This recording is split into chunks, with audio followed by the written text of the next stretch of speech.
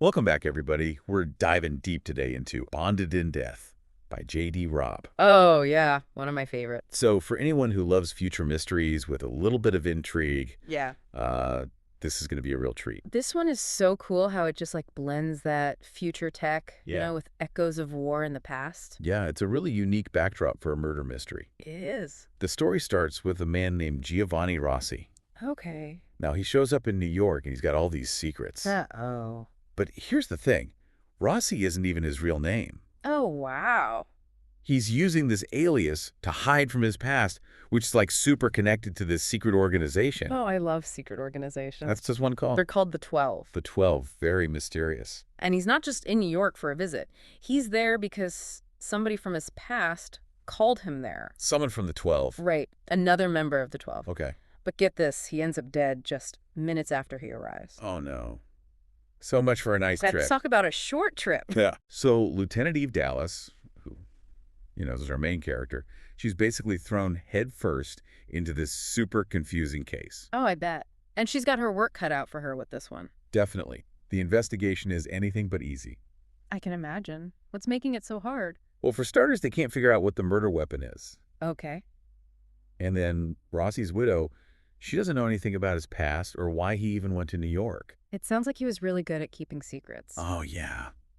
And to make things even more complicated, even facial recognition tech can't figure out who he really is. Whoa.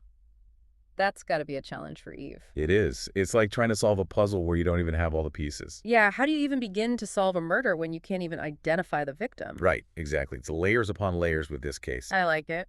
So that's when another character comes in, and he's a really interesting one. His name is Somerset.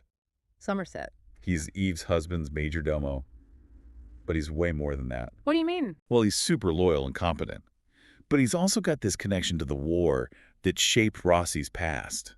Oh, so there's a personal tie-in there. Yeah, Eve starts to think that Somerset might actually hold a piece of the puzzle, Which makes sense. especially because of everything he went through during the war. Huh.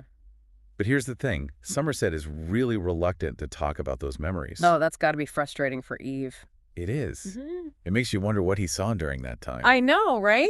Like, how is it all connected to Rossi's murder? Exactly. He's like, there are secrets upon secrets here. There are. And then things get even crazier when this message pops up. What kind of message? A message from the killer. And it says that other members of the 12 are being targeted too. Oh, wow. So it's not just Rossi who was in danger. No, it's like this whole conspiracy now. And that puts Somerset right in the line of fire. Right. And it forces him to finally face his past. This is intense. It is. The stakes are so much higher now. It's not just about solving one murder anymore. It's about saving lives. Yeah. And uncovering this conspiracy that goes way beyond Rossi's death. I can't wait to see where this goes. Me too. This is just the beginning. I'm hooked already. Me too. Buckle up, because it's going to be a wild ride. I'm ready for it. Let's go. Yeah. This whole thing really puts Somerset in a tough spot. Yeah, I can imagine. He's got this loyalty to Eve, but he also wants to keep the past buried. It's a classic struggle, right? Like, how do we deal with those memories we just want to forget? Right. And it makes you think, is staying silent really the best way to protect himself? That's a good question. Could facing his past actually help him in some way? Maybe. It's like that whole dilemma, bury it or deal with it head on. Exactly. And Rob really makes you think about it. There are no easy answers. No, there aren't. So while Eve's trying to solve the mystery of the 12, she also has to figure out how to get through to Somerset. It's like she's working on two mysteries at the same time. Yeah, and it really shows how much past trauma can affect someone. Absolutely. It adds this whole other layer to the book. Now let's talk about the 12 for a second. Okay. This organization is so secretive.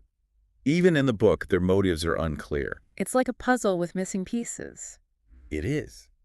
We know they were a small, elite group, Right. Bound by loyalty and a shared goal. but their actions during the war had huge consequences. And now, years later, those consequences are coming back to bite them. Exactly. And with every clue Eve finds, she gets closer to understanding the 12. Their motives, the killings, it's all connected. And J.D. Robb is a master at blending those familiar mystery elements with a futuristic setting. It's a really cool mix. You got the brilliant detective, the loyal sidekick with a hidden past and a conspiracy that spans decades. It's like comfort food, but with a spicy twist. Right. It's familiar, but there are always surprises. And that's what keeps readers hooked. Yeah, even Rourke will figure it out, but you never know exactly how. And that's what keeps you on the edge of your seat. Okay, so we've talked about the characters, the mystery, the unique blend of elements. What about the bigger message? What do you think Rob is trying to say with this story? Hmm. That's a really interesting question. I think it's about how much the past can affect us, even years later. Like with Somerset. Yeah. But also Rossi and even Eve, in a way. They're all shaped by their past. Exactly, for better or for worse. And sometimes facing those pasts, no matter how painful, can be the only way to move forward. That's a powerful idea. It is, and it reminds us that we all have our own baggage. Our own struggles. Right, and that asking for help, connecting with others, can make all the difference. So it's a story about murder and mystery in the future, but it's also about being human. About the power of the past, the need for connection, and how strong we can be even when things are tough. It's a thriller that really makes you think and feel. And it stays with you long after you finish it. Speaking of experiencing stories, have you ever tried audiobooks? Oh, yeah. I love them. They're a great way to really get into a book, especially one like this. It's like having someone tell you the story. And, with the holidays coming up, audiobooks make a great gift. They do. There's something special about hearing those words read aloud. Absolutely. It brings the story to life in a whole new way. And guess what? We've got a special offer for you today. Oh, yeah. You can get the audiobook version of Bonded in Death for free. Just check the link in the comments. Don't miss this chance to experience the story in a whole new way. And remember, by supporting our channel, you help us keep making these deep dives. So hit that subscribe button and leave a comment. Tell us what you'd like to hear about next.